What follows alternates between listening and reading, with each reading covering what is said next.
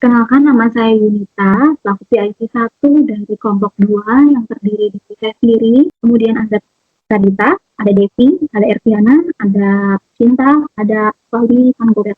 Di sini saya akan melakukan tutorial bagaimana cara menggunakan Microsoft Form atas survei yang sudah kita lakukan beberapa hari yang lalu. Pertama-tama kita ketik forms.office.com, kemudian kita pilih new form. Di sini untuk judul, dan deskripsi, dan pertanyaan karena sudah saya siapkan, jadi saya tinggal copy.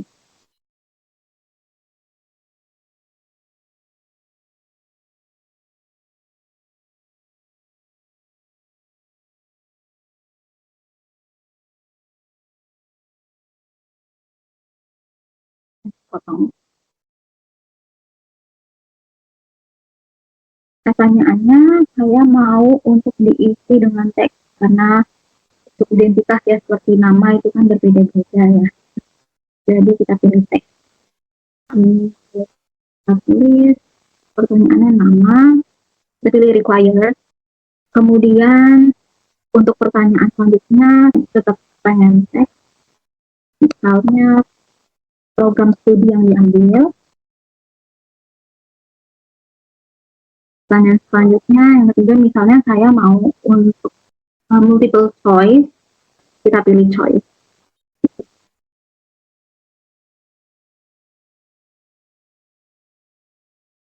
Ini untuk pertanyaannya sudah. Berapa puas Anda dengan kenyamanan belajar online dibandingkan dengan muka onsite? Nah, di sini kita hybrid, ada onsite dan online. Di sini untuk pilihannya, saya mau ada tidak puas, kemudian cukup puas, kemudian ada sangat puas. Ya, itu in case kalau jawabannya berbeda-beda ya. Karena jawabannya sama, cara yang lebih cepat, jadi kita dari awal bisa pilih Likert. Ya, pertanyaannya gini. Kemudian karena tidak puas, cukup puas, sangat puas, hanya 3, jadi opsi 4, 5, diperlukan aku.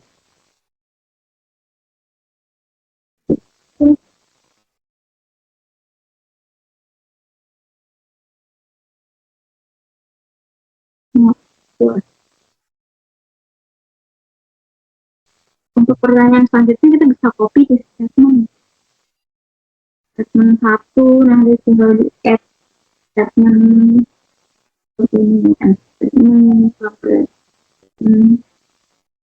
ini kita ada 20 pertanyaannya.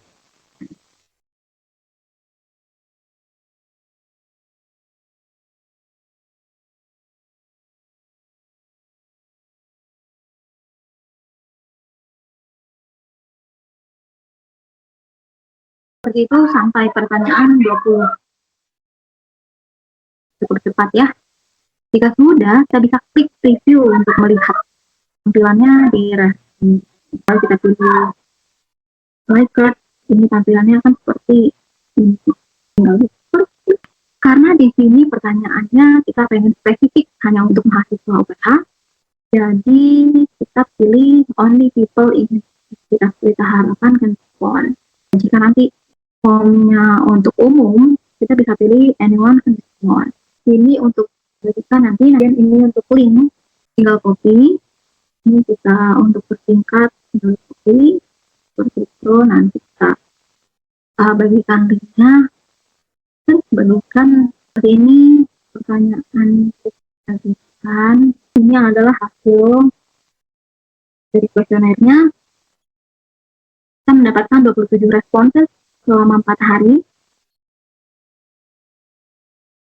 Dengan datanya seperti ini. Sampai 20. Ya, demikianlah kuesioner yang dibuat oleh PSI 1 akan dilanjutkan oleh PSI 2 sampai PSI 5. Terima kasih. Halo, perkenalkan saya Muhammad Faldivan Gobel selaku PIC 2 dalam kelompok saya. Sebelumnya untuk PIC 2 itu sendiri dibagi eh, menjadi dua orang, yaitu saya dan teman saya, Ervina. Di sini saya akan menjelaskan tepatnya untuk job desk yang saya kerjakan dalam PIC 2 yang telah dibagi jadi dua orang. Jadi di sini saya bertugas untuk memindahkan kuesioner yang telah dibuat oleh PIC 1 yang telah juga dijawab oleh responden menjadi tabel-tabel seperti ini eh, dengan beberapa variasi jawaban yaitu tidak puas, cukup puas, atau sangat puas. Di sini setiap jawaban memiliki range atau nilai yang berbeda. Yaitu di sini dari kolom yang biru ini dipindahkan ke kolom yang berwarna hijau ini untuk dapat dinilai dan diganti jawabannya dari yang berbentuk cukup puas, sorry, tidak puas, cukup puas dan sangat puas menjadi angka-angka yang memiliki range 0, 1, sampai 2. Di sini digunakannya rumus if, yaitu if dan di dalam kurung tag dan ditaruh pertanyaan sesuai oleh pertanyaan yang di sini. Ini yang merefer ke nomor satu. Jadi kita menaruh pertanyaan nomor satu juga dan dia akan redirect ke kolom yang ada di sebelah sini. Jadi untuk beberapa jawaban, yaitu sangat puas akan diberikan nilai 2, dan untuk cukup puas diberikan nilai 1 dan tidak puas akan diberikan nilai 0. Sebagai contohnya di sini untuk jawaban yang ini yaitu cukup puas yaitu diberi nilai 1, jadi kita cek ulang di sini, oh cukup puas, jadi rumusnya sudah benar dan cara pengerjaannya sudah benar. Dan untuk selanjutnya di kolom bawahnya itu caranya tinggal ditarik seperti ini dari rumusnya, dan jadi untuk memperkerjakannya untuk biar lebih cepat aja sebenarnya tinggal ditarik doang. Untuk selebihnya juga dapat digunakan cara yang sama untuk menggeser seperti ini dan semuanya akan didapatkan rumus-rumus yang sama seperti yang telah diterapkan di pertanyaan yang sebelah sini. Jadi keseluruhan tugas saya sebagai PIC 2 adalah untuk memindahkan dari yang hasil kuesioner yang telah dibuat oleh PIC 1, yang telah dijawab oleh responden, memindahkannya ke dalam tabel biru seperti ini, sebanyak 14 pertanyaan, dan setelah itu saya memindahkan ke tabel yang seperti ini agar bisa dihitung oleh rekan saya yaitu Ervina selaku PIC 2 juga, dan merubah semua tulisan-tulisan yang telah dijawab oleh responden, yaitu opsinya ada tidak puas, cukup puas, sampai sangat puas, yaitu menjadi angka-angka 0, 1, dan 2. Dan setelah dirubah seperti ini, baru rekan saya dapat menghitungnya. Cukup sekian dari job desk saya. Terima kasih. Halo teman-teman semua, sebelum perkenalkan nama saya Riviana Putri dengan NIM 010152301109. Saya selaku PIC 2 dari kelompok 2. Di sini saya akan menjelaskan sedikit tentang bagaimana menguji reliabilitas menggunakan rumus Cronbach-Alpha. Jadi rumus Cronbach-Alpha ini sering digunakan dalam penelitian kuantitatif seperti kuesioner ataupun skala pengukuran. Di mana ini untuk memastikan bahwa item dalam suatu skala mengukur konsep yang sama secara konsisten. Baik, di sini saya akan menjelaskan total skor terlebih dahulu. Untuk total skor rumusnya sama dengan sum dalam kurung baris kuesioner pertama sampai dengan kuesioner 14, yaitu Y5 sampai dengan AL5. Kemudian kalau sudah, kita bisa tarik rumus yang sudah ada ke bawah agar nantinya sudah otomatis terisi. Mudah bukan? Lanjut lagi kita ke menentukan varian butir.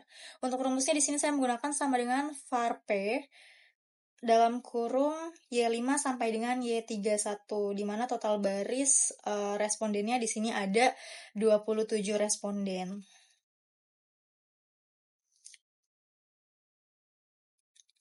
Kemudian kalau sudah,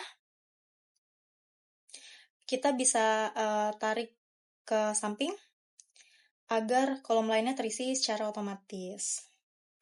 Oke, kalau sudah kita akan lanjut ke sigma varian. Untuk rumusnya sama dengan sum dalam kurung untuk data di semua varian, yaitu dari Y32 sampai dengan AL32.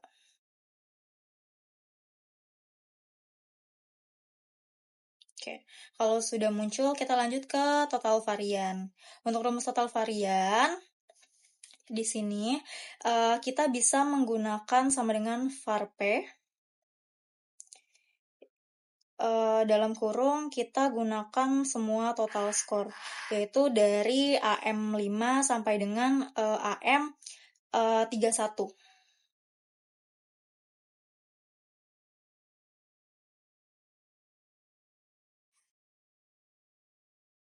Oke, apabila sudah, kita lanjut untuk rumus variansnya. Di sini yang pertama ada K. K merupakan jumlah kuesioner atau jumlah butir pertanyaan. Di sini kita punya total pertanyaannya ada 14. Atau bisa kita gunakan AL3. Kemudian lanjut ke K dibagi K kurang 1. Untuk rumus selanjutnya,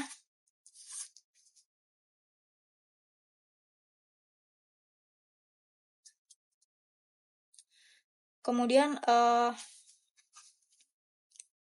apabila sudah dapat, kita lanjut lagi ke sigma varian dibagi varian total di sini.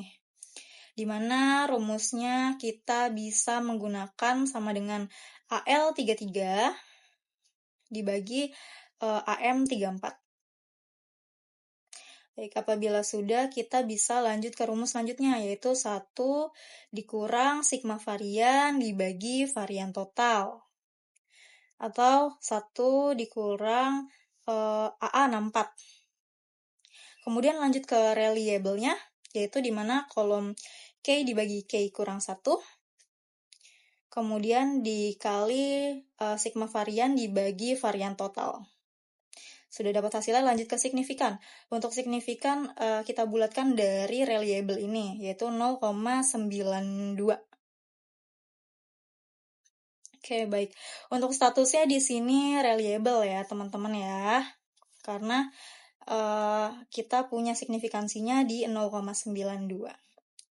Baik, jadi untuk menentukan status tersebut reliable ataupun tidak reliable itu dapat dilihat melalui signifikansinya, di mana nilai Cronbach alpha ini berkisar 0 hingga 1, yaitu dengan penjelasannya di mana nilai kurang dari 0,70 dikatakan tidak reliable, kemudian nilai di atas 0,70 dikatakan reliable, apabila lebih besar dari 0,90 dikatakan sangat reliable. Ya, itu saja penjelasan singkat tentang Cronbach alpha dari saya, PIC2.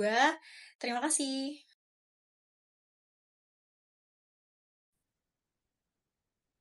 Baik, perkenalkan, nama saya Pradita Rizky Wijayanti dengan NIM 010152300091. Nah, di sini saya bertugas sebagai PIC 3 dalam UTS Tech Skill. Tugas dari PIC 3 itu sendiri yaitu merangkum hasil dari rekap Cronbach Alpha Questionnaire dari PIC 2. Nah, di sini saya akan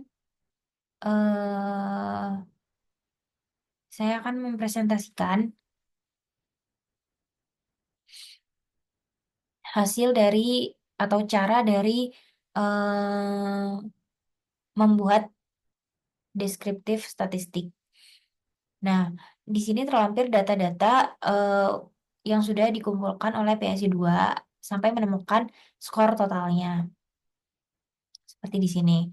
Nah, tugas dari PIC 3 yaitu merangkum hasil dari data-data tersebut berupa nilai akhir tertinggi, terendah, rata-rata, dan lain-lain. Nah, Nah, di sini untuk menentukan deskriptif statistik kita menggunakan dua cara. Yang pertama yaitu cara manual dan yang kedua cara otomatis. Nah, untuk menggunakan cara manualnya yaitu kita secara langsung untuk mengetikkan rumus untuk menentukan nilai akhir tertinggi. Nah, rumusnya yaitu sama dengan max. Kemudian kita drag total skor yang ingin diteliti atau dianalisis. Kemudian di enter dan muncul hasil 28. Kemudian untuk menentukan nilai terendah kita menggunakan rumus yaitu min. Caranya sama, cuman diganti dengan rumusnya saja. Kemudian kita enter. Nah, selanjutnya yang untuk rata-rata kita menggunakan rumus dari average. Yang ini. Nah, kemudian caranya masih sama, yaitu kita drag dari total score, kemudian enter. Nah, berikut adalah cara dari manualnya. Nah, kemudian kita menentukan cara untuk otomatisnya, yaitu dengan menu data. Kemudian kita klik di menu data analysis, kemudian kita pilih yang deskriptif statistik, kemudian kita oke. Nah, di sini ada banyak pilihannya. Yang pertama kita harus pilih yaitu input range. Input range itu data mana sih yang mau kita analisis. Nah, tadi kita akan menganalisis data dari total score. Caranya yaitu kita klik input range, kemudian kita drag data dari total score. Nah, di sini akan muncul seperti ini. Kemudian group by ini yaitu data itu akan ditampilkan secara kolom atau rows. Nah, kita pilih yang kolom aja biar lebih mudah. Kemudian setelah itu kita harus setting output range-nya. Output range-nya yaitu di mana data itu akan kita tampilkan. Nah, kita mau di samping dari data yang manual tadi. Nah, setelah itu kita klik atau checklist di summary statistik, kemudian kita oke.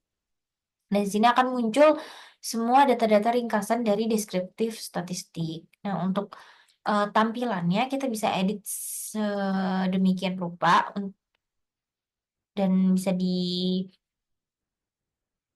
bisa diwarnain, dan bisa dirapikan juga.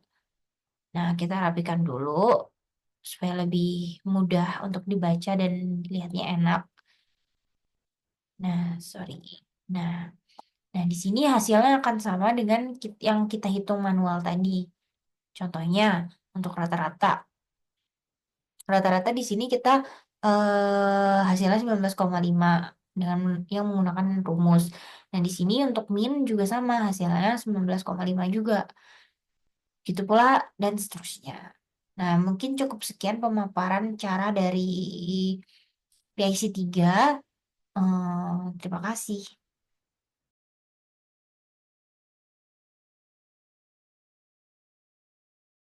Halo, perkenalkan saya Sinta Nurin Ayu Narulita, PIC 4 dengan NIM 010472100012. Baik, untuk tugas PIC 4 di sini itu tugas saya adalah pertama mereka pertanyaan kuesioner atau tes berupa teks di lampiran A1 seperti ini.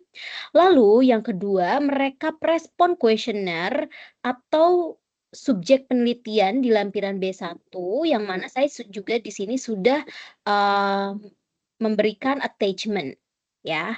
Nah, yang ketiga di sini saya juga melakukan screenshot untuk rehabilitas internal Crown Batch Alpha yang bisa kita lihat di sini yang mana sudah dilakukan atau dihitung oleh PIC 3. Nah, pertama saya akan menjelaskan terlebih dahulu mengenai pertanyaan yang sudah kami ajukan. Jadi di sini itu data yang dikumpulkan melalui survei yang melibatkan mahasiswa UPH kelas karyawan, responden ini diminta untuk memberikan penilaian terhadap berbagai aspek pembelajaran online dalam skala tertentu. Nah, data ini kemudian dianalisa untuk mengidentifikasikan tren utama dan tingkat kepuasan mahasiswa, yang mana nanti datanya itu ada di sini. Nah, kita akan lihat untuk datanya sendiri. Nah, seperti ini. Oke, sebentar. Nah, oke, ini kita bisa lihat data-datanya dan di sini ada perhitungannya juga. Nah, dari data-data di sini kita bisa lihat ada beberapa poin seperti misalkan untuk kepuasan mahasiswa. Nah, berdasarkan hasil survei ditemukan bahwa kepuasan terhadap penghematan biaya transportasi mayoritas mahasiswa itu merasa puas dengan pengurangan biaya transportasi yang memang didapatkan dari pembelajaran online karena mereka tidak perlu membayar biaya transportasi gitu. Lalu fleksibilitas pembelajaran sendiri. Sebagian besar mahasiswa ini merasa bahwa pembelajaran online memberi mereka keleluasaan dalam mengatur waktu belajar. Nah, lalu efektivitas pembelajaran kelompok. Ada juga beragam tanggapan terkait efektivitas pembelajaran dalam kelompok ini secara daring. Dengan beberapa mahasiswa merasa kurang mendapatkan interaksi yang optimal dengan tim atau dengan kelompoknya. Lalu kedua, di sini kita juga bisa lihat tentang produktivitas dan motivasi dari mahasiswa tersebut. Nah, produktivitas mahasiswa dalam pembelajaran online itu cenderung bervariasi. Beberapa merasa lebih produktif karena dapat belajar di lingkungan yang memang nyaman, sementara yang lain merasa kesulitan untuk tetap fokus. Motivasi dalam mengikuti kelas online juga menunjukkan variasi yang signifikan. Beberapa mahasiswa ini merasa lebih termotivasi karena fleksibilitas waktu itu sendiri, namun ada pula yang memang merasa kurang termotivasi karena kurangnya interaksi langsung. Nah, di sini itu kita dapat simpulkan bahwa pembelajaran online bagi mahasiswa kelas karyawan UPH memiliki beberapa keunggulan seperti penghematan biaya transportasi dan fleksibilitas waktu. Namun, ada juga tantangan dalam stabilitas teknis serta efektivitas pembelajaran kelompok yang perlu diperhatikan. Oleh karena itu, beberapa rekomendasi yang dapat diberikan antara lain peningkatan infrastruktur teknologi untuk memastikan kestabilan jaringan dan akses yang lebih baik, pengembangan metode interaktif dalam pembelajaran kelompok agar mahasiswa lebih terlibat, dukungan akademik dan psikologis untuk membantu mahasiswa tetap termotivasi dalam pelajaran daring ini. Nah, laporan ini diharapkan dapat menjadi bahan evaluasi untuk meningkatkan kualitas pembelajaran online di UPH, khususnya bagi mahasiswa kelas karyawan. Lalu, yang terakhir saya akan menjelaskan mengenai Crown Batch. Mengenai rehabilitas internal Crown Batch Alpha, di sini yang sudah dihitung oleh PIC 3 ya. Di sini kita bisa lihat ada rumus-rumusnya dan ini perhitungannya juga dan di sini statusnya adalah reliable. Baik, sekian dari saya. Terima kasih. Saya sebagai PIC 5 akan membawakan penjelasan mengenai penulisan laporan penelitian pada Microsoft Word. Pada hari ini juga saya akan membahas 3 bagian yaitu pertama, ringkasan hasil pada bab 4 tabel 4.1, kedua berupa screenshot kuesioner atau tes pada bab 3 di 3.1, dan ketiga aktivitas kegiatan di Teams berupa screenshot pada lampiran. Baiklah, yang pertama kita buka bab 4, ada ringkasan hasil pada deskriptif ringkasan 1. Jika kita klik bab 4, maka secara otomatis akan terhubung tabel deskriptif statistik, di mana kita juga bisa klik daftar tabel. Di sini ada tabel 4.1 deskriptif statistik. Apabila kita klik, Ctrl plus klik, maka secara otomatis akan terhubung pada tabel 4.1. Yang kedua, ada pertanyaan kuesioner berupa screenshot. Lalu kita klik pada daftar tabel gambar. Di sini ada gambar 3.1 pertanyaan kuesioner. Apabila kita klik, Ctrl plus klik, maka secara otomatis akan terhubung langsung pada gambar 3.1 pada bab 3, di mana kelompok kami telah membuat 14 pertanyaan kuesioner dan telah dibagikan kepada responden. Dan yang terakhir, pada aktivitas Teams, pada bagian lampiran, daftar lampiran, apabila kita klik lampiran 3 yang C, Ctrl plus klik, maka secara otomatis akan terhubung langsung pada lampiran 3 yang terdiri dari 6 anggota kelompok kami dan bisa dilihat juga pada daftar lampiran. Sekian dari kelompok kami, terima kasih.